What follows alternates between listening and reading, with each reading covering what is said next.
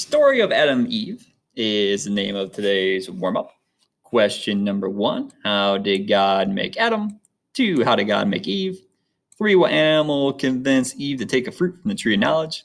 4: what did Adam and Eve, or who did Adam and Eve blame for eating the fruit? And 5: what was God's punishment for Adam and Eve? Story of Adam and Eve. God took some clay from the ground and made the shape of a man. Then he breathed gently into the shape. The man's eyes opened and he began to live. God called him Adam. The Lord made a beautiful garden for him to live in. The garden, called Eden, was full of many wonderful things. Beautiful flowers grew everywhere. Birds sang in the trees, streams flowed through the valley, and animals roamed across the fields. God had made man in his image to keep him company and to look after the world. God brought all the animals to Adam one at a time to be given their names. But God felt sorry for Adam. None of these animals is really like him, thought God.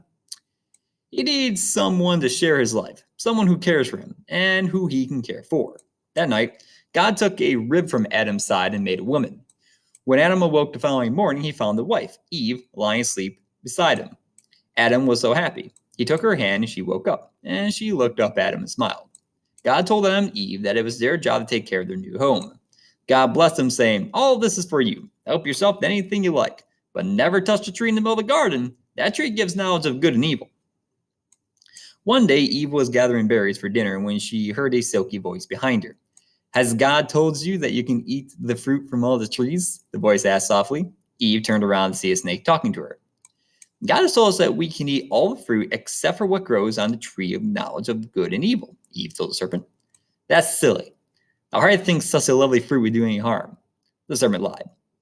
"God knows that if you eat from the tree of knowledge of good and evil, you become just like God, and you'll be able to decide for yourself what's right and wrong." Eve looked at the fruit and thought how tasty it looked. She thought how wonderful it would be to be as wise and powerful as God. She believed the serpent's lie and ate the fruit. Eve hurriedly picked some more fruit and took it back to Adam.